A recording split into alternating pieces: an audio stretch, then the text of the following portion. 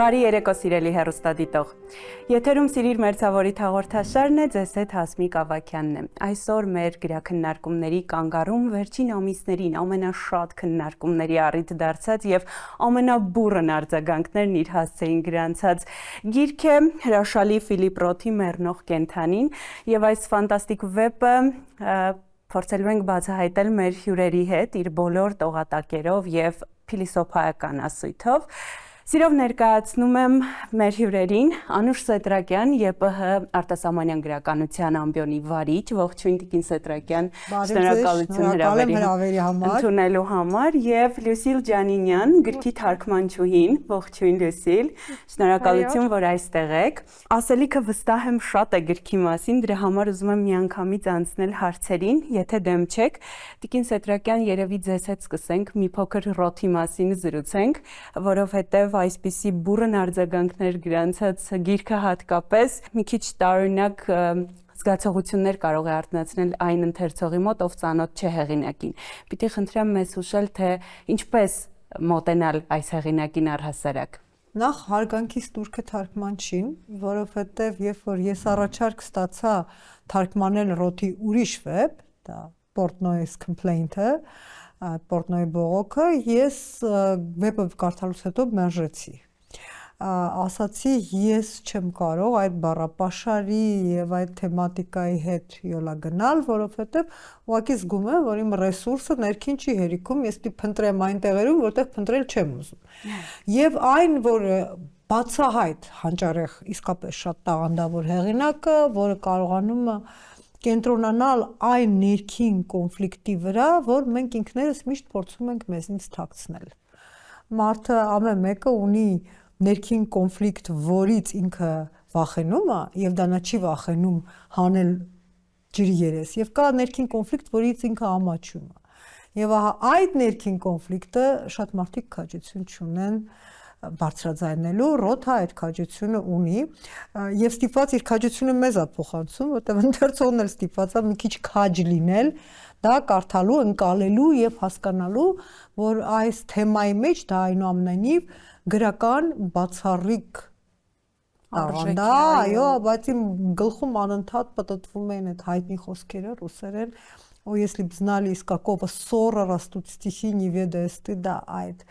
բնազդի հաղթարշավը եւ մարդու մոլորվածությունը բնազդում, որովհետեւ եթե բոլոր տեսանկյուններից դիտարկենք, ես հիմա կարող եմ շատ մասնագիտական վերլուծություն տալ, որ ես տալ չեմ ուզում, բայց մարդը վաղնջական ժամանակներից բնության մեջ մոլորվում է։ Երբ որ ինքը դեռ նախամարդ էր, ինքը մոլորվում էր սովորական անտառում, հետո ինքը սկսեց մոլորվել իր բնազների անտառում, հետո ինքը սկսեց մոլորվել իր բնազները թաքցնելու անտառում։ Եվ ի վերջո մարմնականի դոմինանտը, որը այս վեպի առաջնորդող հատկանիշն է, ոչ մի կապ չունի մարմնականի դոմինանտի հետ, որը մենք ունենք անտիկ աշխարհում։ Գիտեք ինչի, որովհետև անտիկ աշխարհը մարմինը իր բոլոր գործառույթներով ընկալում էր հանգիստ։ Մեր հերոսը փորձում է ցույց տալ, որ ինքը ինչ-որ առումով անտիկի եւ ժամանակակից խոսույթների հաշտեցնողն է, այսպես կոչված 20-րդ դարի հարմոնիկ հեդոնիստ, բայց մի կողմից ներսից ձեռքով անում այնպես դաժանորեն հրեական անցյալը, մյուս կողմից դաժանորեն ձեռքով անում պատանեկությունը, որ անցել է խիստ սահմանափակ ժամանակաշրջանում, բարոյական, եւ մյուս կողմից է ձեռքով անում իր իսկ անձնական երկչոտությունը, որտեղ մենք հասկանում ենք, որ սեքսից չեն գնում դեպի սեր։ Իսկ ինքը գնացել է այդպիսի պերվերսիվ, այդպիսի անհասկանալի իր համար իսկ անբացատրելի ձևով, նա գնացել է դեպի սեր եւ ճանապարհը երկարացրել է, որտեղ հակառակ ճանապարհը շատ ավելի հեշտ է, բայց ինքը գնացել է այդ երկար ճանապարհով եւ մինչեւ վերջին պահն էլ չի խոստովանում, այսինքն մարմնի եւ հոգու կոնֆլիկտը, մարդու հիմնական կոնֆլիկտը եւ մարդու հիմնական տառապանքը, թող ոչ մեկը չպարծենա, որ ինքը մարմնապես եւ հոգեպես կատարելապես ներդաշնակ է, որովհետեւ եթե դու գնում ես դեպի բնական հարմոնիզմ, դու զգում ես, որ գնում ես դեպի կենթանի, այդտեղից էլ վեպի վերնագիրը մեռնող կենթանին, իսկ հենց որ կենթանին մեռնում է դրա հետ կյանքը, որովհետև մեր կենթանի մասը դա մարմնական մասն է, իսկ եթե հոգևոր մասը պետք է լինի կենթանի, այդտեղ արդեն կրկնակի ջանք է պետք, որը կոնկրետ ռոթի հերոսը տեսնում եք, չէ, օգտագործում է իբրև դիվակ եւ բոլոր նրա երեսին դա խփում են եւ որդին է խփում եւ սիրուներն են խփում, որ ահա դու հերոստատեսությունում կամ քո դասախոսությունների ժամանակ ճառում ես այն բաները, սովորեցնում ես բարոյական, էսթետիկ եւ այլ արժեքներ, իսկ հիմա գալիս ես եւ բախվում ես քո կենթանական եսին։ Ու մի հատ շատ սիրուն էպիզոդ կա, որը ինձ իսկապես ցույց է տալիս այդ կոնֆլիկտը առավելագույնս պատկերային։ Այն որ իր կենթանական եսից ինքը դուրս է գալիս դասական երաժշտությամբ։ Այս հրաշալի առիթ է շարունակելու այն մշակութային կողմով, որ կա գրքում, Լուսիլ, պիտի խնդրեմ ձեզ հենց թեկուզ կազմի օրինակով եւ այն ամբողջ երաժշտությունների այդ մեղեդու օրինակով, որ հնչում է յուրաքանչյուրիս ականջում ընթերցելիս, մեզ բացահայտել այս գրքի ֆանտաստիկ արվեստոտ լինելը։ Նախ ինքս էլ ասեմ, որ վստահ չեմ, որ լիովին մինչ խորքերը ես արդեն բռնել եմ իր արվեստը, որովհետև ամեն հաջորդ անգամ որևէ ֆրազ ընթերցելիս ես հասկանում եմ, վայ, չէի նկատելը։ Եվ պատահական չէ, հա, եւ սկանդալային կազմը Մոդիլյանի նկարով, այդ շապիկը շատ բուռն քննարկում եւ նաեւ ի պատիվ Հայաստանի պիտի ասեմ, որ այո, կազմը պահպանվեց, որևէ բան չփոխվեց հրատարակչության կողմից եւ այստեղ Մոդիլյանին պատահական չէ, հա, որովհետեւ ինչ որ պահի Մոդիլյանին ինքը անընդհատ իր համար խաղաքարտային ասում էր ես Մոդիլյանին եմ եւ ես հրեա եմ երկար ժամանակ 12 եւ ավել տարի Մոդիլյանին այդպես էր մակագրում իր նկարների տակ մինչեւ հենց այս նկարը մեր կոհիները որը պետք է ցուցադրություն մեծ լիներ Փարիզում եւ ոստիկանությունը արգելեց Այս արգելքից հետո Սպարովսկին, որը զբաղվում էր հանրահռչակմամբ արդեն գործերի, ուղղակի փակ թանգարանի պատերին փակցրեց մեր կոհիները Եվ իհարկե գիտենք գրողին եւ նկարչին ոչինչ ավելի հայտնիություն չի բերում, որքան առաջին սկանդալը, հա։ Ինչպես Պորտնոյի ցավը բերել էր նման հռչակում ռոթին, այնպես էլ Մոդիլյանի դեպքում եւ երևի այս կապը շատ հստակ կերպով գիծը հասցրեց նրան, որ ռոթը որոշեց, որ այո պիտի լինի Մոդիլյանի եւ դա հենց իր ցանկությունն է եղել։ Վեպի վերնագրում եւ նաեւ վերնագրի մասին խոսելիս Տիկին Սեդրակյանը հրաշալի իհարկե մարմնականից հոգեվորի անցումը ներկայացրեց ես իրեն միշտ լսում եմ իբրև դասախոսություն անգամ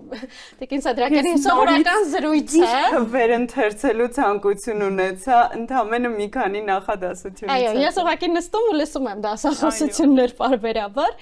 Եվ այդպես Յեյցի գործից է վերցրել նավարկություն ստեղծագործությունը, որը շատ այսպես սկսում է չեզոք կերպով, չի նշվում որ երկրին, ասում է ծեր սերունդ, դու այստեղ տեղ չունես։ Եվ հետո դիմելով արդեն իսկ հոգևոր արժեքին, ասում է դուք որ լույսով եք Աստծո պատված, խժռեք իմ հոգին, որը կարծես ցանկությամբ է հիվանդ։ Այս տողն էր, որ ռոթը վերցրեց, թեպետ կա նաև ենթադրություն, որ Յեյցն էլ դա Շեքսպիրյան մոդելով էր օգտագործել իր բանաստեղծական այս տողերում, եւ ռոթը պահեց մեռնող կենթանին, ապրեցնելով արվեստը իր գործում, որովհետև մենք անընդհատ տեսնում ենք այդ ձեր նշած երաժշտությունը, ռիթմը, Բեթհովենյան երաժշտությունը, այո, ուղղակի հոսում է որտեվ այս գործը որքան էլ ունի խառը հոգեբանական խնդիրներ, այն աղմուկ չայն երաժշտություն է։ Շատ համաձայն եմ։ Խոսքի ֆանտաստիկ ավարտ էր, շնորհակալ եմ Լուսիլ ջան։ Տիկին Սեդրակյան ընթերցողների կողմից իհարկե ոչ մերժելով եւ հերքելով այն հանգամանքը, որ սա ֆանտաստիկ գործ է եւ հրաշալի փիլիսոփայություն, բայց շատ հաճախ որոշակի բաց տեսարանների ֆոնի վրա լսում ենք ինչ-որ բացասական արձագանքներ, որ խորշանք է առաջացնում ամեն դեպքում ու այսպիսի ինչ-որ ընթերցող համայնքում եւ սա թերևս հերքել չենք կարող, բայց գուցե մեզ հուշեք ինչպես մոտենալ այս գրքին, որպեսզի դրանից հնարավորին չափով խուսափենք ու դա չխանգարի։ Նայեք, նայած ինչն է քո նյութը։ Քո նյութը կարող է լինել մարմարը, քո նյութը կարող է լինել քարը, քո նյութը կարող է լինել բառը, ուղղակի։ Ինչ են միշտ ասում են, որ բառերը ամենավատ բառն են, որոնք ամենաանորսալին եւ էքսկլյուզիվը սարքում են սովորական։ Այդ կարող ես այդ բառը սարքել եւ քո նյութը կարող է լինի քեզ քրքրող եւ աշխարհի ամենահզոր դեմոնները եւ դա ցանկության դեմոնա կապ չունի թե ինչ ցանկություն դու ունես, որովհետեւ այդ դեպքում այդ մարդիկ թող Մակբեթ չկարդան, որովհետեւ Մակբեթին էլ իր դեմոններն են քրքրում փառքի եւ սնապառության, բայց այստեղ ուրիշ հարց կա, այ որ ասում եք երաժշտություն, իմ մոտ որ երաժշտությունը ես նայում եմ, անդադ ֆոլկլորի սև երաժշտություններ, սև երաժշտության վերնագիրներ ուղղումս, որովհետեւ սա ուրիշ երաժշտություն է։ Մենք բոլորս էլ մի քանի վիբրացիաների եւ ռիթմերի տակ ենք գտնվում ու բոլորը գիտեն, էլի կան ցածր վիբրացիաներ, կան բարձր վիբրացիաներ։ Մարդկությունը այդ ռոթը ինձ օգնեց, որ ամբողջացնեմ եւ չեմ բացառում, որ իմ ոդկասթներից մեկը Գալիք, ես նվիրեմ հենց նրան ու հենց այս վեպին, դրանով շնորհակալ եմ Լուսինին արդեն։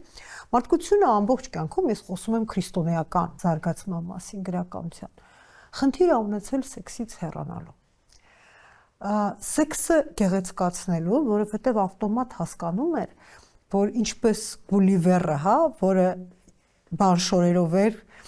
սովորական շորերով էր, հետ շորերը հանեցին, տեսան, որ տակը Յահու է մարդու կենթանական բնույթը, մարդը փորձում էր իր կենթանական բնույթը քողարկել։ Ամեն ձևով որպեսզի մոտենա մաքսիմալ հոգևորին, այստեղ սերը դարձավ զողողության ասպեկտ, հիշենք ասպետական վեպերը, մարդը թեկուզ այդ գեղեցիկ հեքիաթի մեջ ավտոմատ սկսեց բարձրանալ իր իսկ կենթանական կերպից եւ այդպես գնաց մինչեւ 20-րդ դարը, որովհետեւ ռոթի այս մեռնող կենթանու մեջ նույնիսկ ժամանակային այդ ասպեկտն է երևում, ինչպես յուրաքանչյուր ամերիկացի հեղինակ ամենաընկներեք անջատված ամերիկացի հեղինակին գտեք ցանկացած թեմատիկայի մեջ նա ձեռքը պահում է իր հասարակության եւ իր ժամանակի զարգերակի վրա։ Եթե եվրոպացիները ապրում են ժամանակից եւ ընդհանրապես խրոնոտոպից դուրս, ամերիկացիները անընդհատ այդ ոդկը պահում են գետնին, նրանք չեն կորցնում այդ կապը եւ դա Ամերիկայի բնույթն է, բնականաբար նաեւ գրականության բնույթը։ Այդ կապի ժամանակ ձեռքը պահելով պուլսի վրա մենք հասկանում ենք, որ 60-ականներից արդեն գալիս է մեծ սեռական հեղափոխությունը։ Եվ եթե Եվրոպայում դա դարձավ Էլիոթի ողբերգության աղբյուր, որտեղ Էլիոթը սկսեց մեռյալ երկրի մեջ ողբալ, որ մենք բան չունենք տալու իրար սեքսից բացի, ապա ռոթի ստեղծագործություններում դա կոնկրետ դարձավ, ինչպես Ամերիկայի ընդհանուր խոսույթի մեջ հնից ձերբազատվելու եւ նորը հռչակելու հերթական միտումը։ Բայց մենք եթե վեպին անդրադառնանք, մենք տեսնում ենք, որ մարմնի անկման հետ մեր հերոսի կներեք համարձակությունը եւ այդ բանը գիրքը անկում է ապրում, որովհետեւ ինքը բացահայտ ասում է, որ կներեք, ես նայում էի այն մարմնին, որ այդքան տեն չում էի, երբ որ իմանում եմ, որ արդեն մարմինը քաղցկեղ ունի եւ էլի another dying animal։ Եվս մի կենթանի է այդ մեռնում, որտեվ եկեք հասկանանք, որ ինքն էլ այդ մեռնող կենթանի տարիքի պատճառով, այդ երիտասարդ աղջիկն էլ է ինչ որ առումով մեռնող կենթանի իր կարգավիճակի պատճառով, մենք բոլորս, ինչպես ասում էր Սարոյանը, մենք բոլորս խեղճուկրակ որբեր ենք եւ մենք բոլորս մեռնող կենթանիներ ենք։ Եվ ահա այդ մեռնող կենթանու համատեքստում մենք ինքը խոստովանում ասում եմ մոտ տղամարդկային ասում եղավ մի կարճ բռնկում, ես չգիտեմ ոնց է Լուսինը դա թարգմանել, անգլերեն դա բավականին համարձակահնչում, բանը այդ հատվածը չբռնեցի կներեք, բանը ոնց որ չմտավ հիշողությանս մեջ, ասում մի խոսքով ունեցա կարճ բռնկում եւ հետո անկում, այսինքն այդ մարմինը երբ որ բախվում է հոգեվոր տառապանքին, իրական մահվան ընկալմանը տեղի է տալիս եւ ինքը ասում այո սեքսով ես զբաղվում եմ որ մահը հերք է բայց սեքսով զբաղվելով ոչ ոք չի կարող մահը հերքել որովհետեւ մարմինը մեր ամենամահկանացու հատվածն է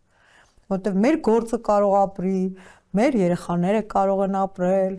մեր, չգիտեմ, հոգևոր ժառանգությունը կարող է ապրի, վերջ-վերջո ով գիտի, ես ագնոստիկ եմ, բայց կարող է մեր հոգին էլ ապրում է մահից հետո, ոչ ոք չի կարող իմանալ։ Բայց այ մարմինը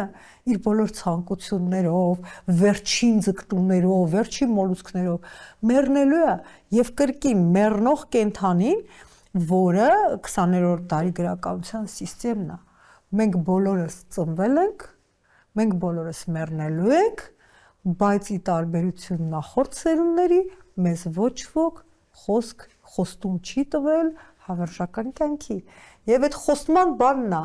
ողբն ասա, ոչ թե ինչ որ հաջորդական սեռական ակտերի, դրա համար ընթերցողը թող կարդա այդ կոնտեքստում եւ ամեն ինչ հարթ կընթանա։ Խղճա իրան էլ, հերոսին էլ, բոլորին, որտեղ բոլորը այստեղ մենք բոլորս ասում խղճուկրակ որբեր ենք, կրկնում եմ դա, մենք բոլորս խղճմտանքի արժանի ենք։ Եթե ոչ սիրո, ապա գոնե խղճահարության։ Լուսիլ Տիկին Սեդրակյանը արդեն հղում տվեց վերնագրին մի որոշակի անդրադարձ փոքրիկ դուք էլ ունեցաք եւ նաեւ խոսվեց հենց նրա մասին թե ովքեր էին ի վերջո մեռնող կենդանիները այս վեպում ես հանդգնեմ վստահաբար դուք կասեք բայց ես հանդգնեմ ասել որ երևի ամեն ինչ սկսվեց հենց ընկերոջից չգիտեմ կհամաձայնեք կհաստատեք կհերքեք Ուզում եմ հենց այս ամենին անդրադարձ լինի, իհարկե նաև հենց վերնագրին անդրադառնանք, որովհետև շատ երկար եմ միշտ մտածում, հատկապես արտասահմանյան գրականություն կարդալիս, թե ես այս վեպը ինչպես կանվանեի։ Կոնկրետ այս գրքի պարագայում ես ոչ մի ալտերնատիվ չկա։ Այո, չեմ գտել։ Իրականում վեպի մասին թե խորհելիս, թե խոսելիս, ինձ մոտ միշտ առաջին միտքը հետևյալն է. այս վեպում մեռնում են բոլորը եւ մեռնում ենք բոլորս։ Որովհետև հասկանում եմ, ընթերցող ամեն անգամ, երբ որ ձեռքս եմ վերցնում, երբ որ ինքը քննարկում է մահանալու, մեռնելու տարբերությունը, ծերանալու այդ տառապանքը, որովհետև ի վերջո սա ասես մենագրություն լինի, որ վրեժխնդիր լինի տարիքից, ծերությունից։ Եվ ամեն անգամ, այո, ես կարծում եմ բոլորս մեռնում ենք այստեղ մի քիչ, մեր մի մասը թողնում ենք այստեղ եւ ընկերը, որը որ ինչ որ չափով իր բանականության ձայնն է։ Երբ որ նույնիսկ վերջում, ասում եմ մի գնա, եթե գնա կորած ես, ես կարծում եմ այստեղ ոչ թե մենք անուղակի խոսք է ուղակի մխրճվել կամ սպրդել է ինչ որ էջ, այլ հերոսի ընկերներ, միակը, որ հավատարիմ էր, որովհետև այո, դժվար էր նրա հետ, այսպես ասած, հաշտ ապրելը, նրա կենսակերպը հաշվի առնելով, եւ ընկերոջ մահը այստեղ նրա թերևս առաջին ողբերգությունն էր, որովհետև այնպես ինչպես ինքն է նկարագրում, մեռնող կենդանու այդ հատվածը ինքը պատահական չի, հենց առաջին մեռնող կենդանին ընկերներ, այլ կերպ ասած իր բանականությունը։ Ես իրական մի հատ ռեմարկ անեմ, իսկ երբ որ ես կարդում եմ, սիրով հատկապես մեր հաղորդման վերնագիրը բոլոր հնարավորությունները տալիս է։ Բան անեմ, որովհետև երբ որ ես կարդում էի, այդ մի գրեթե գնաս կորածես, հենց այդ տողերը Լուսիլը հիշացրեց, ես ասում էի, այ եթե հիմա գնա, երբ որ իր բոլոր օրենքների համաձայն, հոգևոր ճշմարտության բոլոր օրենքների համաձայն, եթե հիմա գնա փրկված է։ Որովհետև ինքը գնում է արդեն ոչ թե մարմնական իմպուլսով, այլ սիրո իմպուլսով, եթե գնա փրկված է։ Բայց իմ համար մեծ խնդրահարույց թեմա է, կգնա արդյոք թե ոչ, որովհետև կենդանիները գիտեք, մենակ են մահանում։ Բոլոր կենդանիները մահանում են մենակ։ Մարդու համար ամենասարսափելի մահը դա միայնակ մահն է։ Այո։ Եվ այդտեղ մենք արդեն տարբերվում ենք, ես ասում եմ, մենք տարբերվում ենք կենդանիներից ոչ միայն հիշողությամբ, չնայած այդ շատ պոպուլյար է դառել այդ ֆրազը, մենք տարբերվում ենք կենդանիներից նմանների մեջ գտնվելու մեր անհագ ցանկությամբ, որը հաճախ փոխարինում ենք ֆիզիկական շփումով, որովհետև մեզ թվում է, որ այդ ֆիզիկական շփումը դա առավելագույն շփումն է, եւ ինձ վախենամ, որ մեր մեռնող կենդանին իսկապես լուրջ միայնության խնդիր ունի, որտեղ ինչպես ռոթի բոլոր հերոսները անխտիր եւ այստեղ է երևում մանկության վերքը, ծանր։ Հրեական ընտանիքը կարող եմ ձեզ ասել վստահաբար բան է, էլի ոչ կողմնակի փորձով հրեական ընտանիքը ստեղծում է մտերմության եւ միասնության ցավագին ցավագին օրինակ, որտեղ ծնողը ուղղակի սրտաճում է երեխայի կյանքի մեջ, դա Պորտնոյի բողոքի մեջ էլ է երևում, սրտաճում է, դառնում է մաս, դառնում է կցոր, դառնում է խիղճ, դառնում է Դառնում է ինքը։ Հա, դառնում է ինքը։ Դա հայրի համար էլ է շատ։ Այո։ Որտեղ դրա համար ծնողի զրկվելուց հետո մարդը արդեն չգիտի ինքը ով է, բանը, ճամփորդա։ Եվ նույն զգացողությունը իդեպ ապրում է մարդկությունը, երբ որ զրկվում է Աստծուց, բայց ծնողի իրավունք չունի Աստծո հետ համեմատվել, դրանք տարբեր բաներ են։ Եվ ահա այդ պատկերացնում եք այդ զզվեցնող, հոգեմաշ, այլանդակ միասնությունից հետո, որին դու արդեն սովոր ես։ Քեզ տանում են, գցում են, ինչպես ասում են, այս անիրավ աշխարհը, ու դու մենակ ես, ու երբեմն դու չես կարող հասկանալ, որ այդ մենակությունը դու կոմպենսացնում ես հենց այդ ֆիզիկական անհագուրդ թեմաներով։ Օրինակ այն բանը, որ մեր մեռնող կենդանին ունենալով այդ խելագարությունը, կոնսուելայով նաև պահում է իր ձեռքի տակ մի ուրիշ սիրուհի իրեն հարմար, որը իրեն նույնպես շատ դուր է գալիս, ուղղակի մեկ-մեկ հիանում ես, թե տարիքի մարդը ինչպիսի հա, բան բնութագիր ունի, նախանձելի, իհարկե շատ-շատերը կկարդան, բայց չգիտես ինչի ինձ թվում է, որ դա այն կերպարն է եւ տիպաժը, որ ռոթը չի։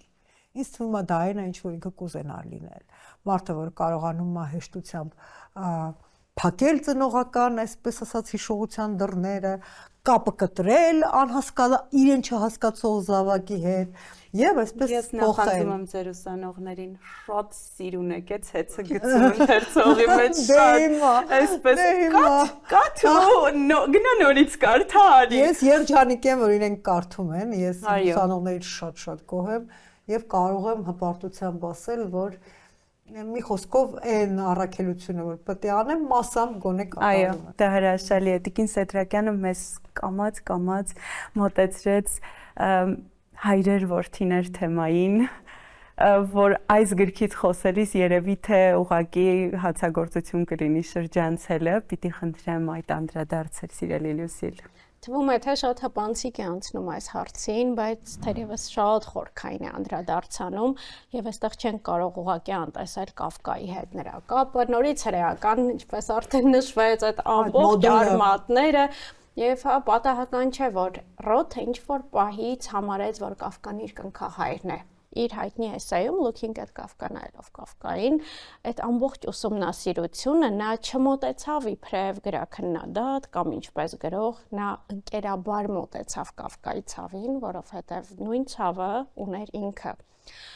Կաֆկան երբ խոսում էր իր մանկությունից, այդ ամբողջ բոլորից հայտնի, չստացված դաշան, բայց այդուհանդերձ նա նամակով ասում էր, ես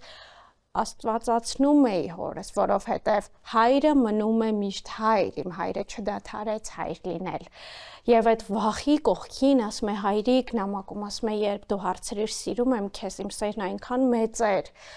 որ չգիտեի վախիս կողքին ինչպես տեղավորեմ։ Եվ այդ հայրեր, որդիներ, խնդիրները նույն կերպ իհարկե Ռոթի հերոսն է բախվում, բայց մի հետաքրքիր բան, ինչի եմ ես վերջերս հանգել եւ Տիկին Սեդրակյանին բավականին ոչ պատեհ ժամի զանգել եմ, ասում եմ ինձ թվում է ես գտել եմ այդ բանալին հայրեր, որդիներ կապի Որդիները պատեհ են դրա համար։ Որդիները ինչ որ պահի դավաճանվում են հոր կողմից։ Նույն փոխակերպման մեջ, որին անդրադարձ ունի նաեւ Ռոթը իր կուրծքը վեպով, երբ տղամարդ հարթնանում է տեսնելով, որ ինքը կանացի կուրծքի է վերածվել, դա իհարկե շատ ուղիղ զուգահեռ ունի Կաֆկայի կերպարանափոխության հետ, ինչ անում է Կաֆկայի այդ արտաքին կերպարանափոխությունը բնականաբար իմաստը ներքին աշխարհի փոփոխությունը ցույց տալն էր, որը տեսնում ենք մենք իբրև ընթերցող, բայց չի տեսնում հայրը։ Եվ գիտեք ինչու չի փրկվում հերոսը, որովհետև հայրը չի հասկանում հերոսը որդին դավաճանվում է հոր կողմից որպես այդպիսին։ Նույն խնդիրը ունի Պորտնոյի ցավը Մարտեն մոր հետ, բայց Կաֆկայի խնդիրը ավելի բարդ էր, որովհետև նա նաև հոր եւ մոր չստացված հարաբերությունների, ասես այդ երանգյունու մեջ էր հայտնվել։ Ռոթի դեպքում դա մի փոքր գուցե մեղմում էր մոր լինելը ու Պորտնոյի ցավում էլ ասում էր ես վազում էի առաջին դասարան ուսուցիչս ինչ որ պահին այնքան կապված էր մոր հետ ասում է ինչ որ պահի ինձ թվում էր մայրս է ու երբ զանգը տալիս էր ես վազում էի տուն ճանապարհին մտքիս որ ինչ հասնեմ տուն նա հանկարծ կերպարանափոխված չլինի այո այս հայրեր, որդիներ, խնդիրներ այսպես եկավ։ Հավերժական։ Եվ եթե Կավկայի մոտ կարդալիս մենք իսկապես այդ ողբերգությունը, սոխամեն շերտը մաքրելու նման մենք ավելի ցավը տեսնում եւ արդյունքները հոսում է, ռոթի հետ ստացվում է ծիծաղել։ Որովհետեւ ռոթի սև հումորյան դպրոցի այդ ներկայացուցիչ լինելը նա ծիծաղում է, նա հումորով կարողանում է այդ հանդերձ շաղախել մի բան, որ չարեց Կավկան։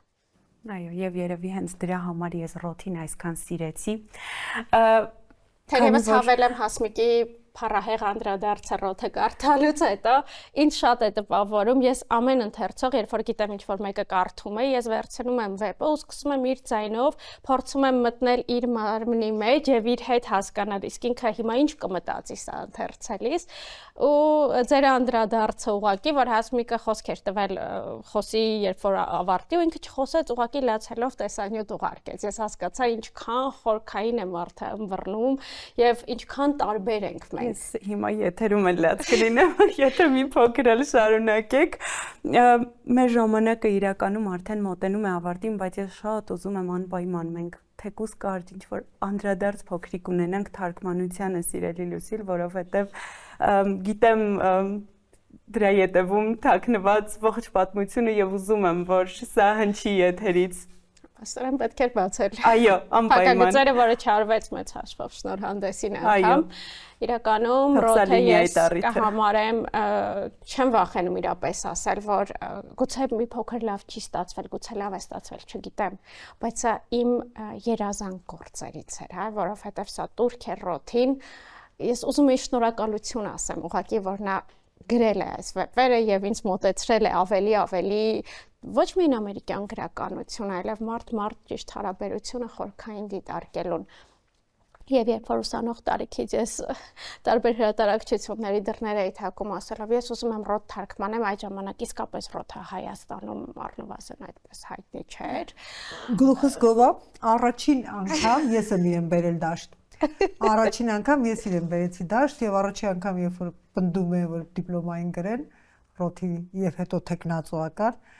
բոլորը ասում են ով բան եւ այդ ժամանակ իմ հաղթաթուղթը մրցանակն էր որ ինքը ստացել էր Պուլիցերյան մրցանակը ասում եմ Պուլիցերյան մրցանակակիր չկաս ոնց կարելի է չանդրադառնալ եւ այդպես չգիտեմ ինչ խելքից փչեց, բայց ես բացեցի իր կայքը ու կայքում գրված էլեկտրոնային հասցեին նամակ գրեցի, որ ես ուզում եմ թարգմանել, այսինքն ես այնքան չգիտեի ընթացակարգը ինչպես է արվում, որ ես որ շնորհակալությամբ նամակ եմ գրում ռոթին եւ ստանում եմ այդ պահին, իսկ թվում է ինքը ընկալել էր իրեն գրողով է, այսինքն որ ինչ որ մեկը հերավոր գյուղ, այսպես ասած, մեկը ով չգիտի այդ ընթացակարգը ու ես շատ իմանալով հանդերձ որ նա երբևէ լրագրողներին հեշտորեն հարցազրույց չի տալիս, ես ասել էի Նյու Յորքում ես միայն մի բան եմ աղերսում հանդիպում, երբ որ ես կավարտեմ The Dying Animal-ի թարգմանությունը։ Այդ ժամանակ նույնիսկ հայերեն վերնագիրը բնականաբար որոշված չէր, ու ես այդ պահին ինձ համար շատ սարսռացնող 4 նամակ եմ ստանում, ok we will see, տեսնենք։ Ու ես մտածում եմ, բայց ինչու այսքան կոշտ ես հիմա ուղղակի շրջանակի մեջ եմ դնել այդ նամակը։ Որովհետև ես հասկանում եմ, թե ես ինչ պատմական արժեք ունեմ իմ ձեռքում։ Եվ երբ որ արդեն իսկ հաստատվեց, ես վեպը սկսեցի թարգմանել, հեղինակային իրավունք եւ այլն արտարես հրատարակչությունը ձեռք բերեց, ես գիրքը վեպը չավարտած, այնպես ստացվեց, չէ, այդ ժամանակ դեռևս հրատարակչությունը չէր հաստատել, այսինքն հեղինակային իրավունք չկար։ Ես սպասում եմ ավարտեմ եւ մեյլին շարունակություն տամ տարիներ անց, մի առավոտ կարդում եմ Philip Roth dies at the age of, ու այլ չեմ կարողանում շարունակեմ, մահացել է Philip Roth ու իմ ամբողջ լրահոսը, մնացել է 2 էջ, ու մահացել է նա, ում պիտի դու գրեիր, որ ես արեցի դա։ Կարելի ասել 1 տարի ես չմոտեցա վեպին։ Ուղղակի փակեցի այդ էջը, մինչև ինչ որ պահից ես որոշեցի, որ պետք է մեռնող կենթանուն ապրեցնել հայերեն։ Եվ ամեն անգամ, երբ որ ինչ որ մեկը կարդում է ու ասում է լավ է ստացվել հայերենը, ես ամեն անգամ այդ ամեն բառը փաթեթավորում ու ասում եմ ռոթ մենք արեցինք դա։ Այո, դուք արել եք դա եւ դուք հրաշալի եք դա արել։ Ես անվերջ շնորհակալ եմ այս թարգմանության համար, այլապես ես այս հրաշալի հեղինակին չէի կարողանա մոտենալ, որովհետեւ ռուսերենով ընդհանրապես առաջ չի գնացել իմ ձեռքին վեպը։ Ես շնորհակալ եմ իմ հրավերը չմերժելու համար, ես շնորհակալ եմ այսքան խորքային նկարագրության համար, վստահ եմ այն ընթերցողը, ով կդիտի այս հաղորդումը, այսուհետ բոլորովին այլ անկյունից պիտի մոտենա ռոթին եւ այս գրքին, իսկ մեր շնորհակալությունը իհարկե մեր գործընկերների միջոցով նաեւ, Սիրով Edit Print հրատարակչության կողմից ձեզ Արտասահմանյան գրականություն ենք նվիրում։ Այո, շնորհակալ եմ։ Շնորհակալություն, որ այստեղ էիք եւ իհարկե Կարապ աուդիո գրքերի հավելվածի կողմից 1 տարվա բաժանորդագրության պրոմո կոդ էր։ Վստահ եմ զբաղված առօրյայում սա մեծ օգնական կլինի։ Շնորհակալ եմ սիրելիներ։ Անչափ շնորհակալություն։ Սիրելի հեռուստադիտող, իսկ մենք կհանդիպենք մեկ շաբաթից հաջողություն։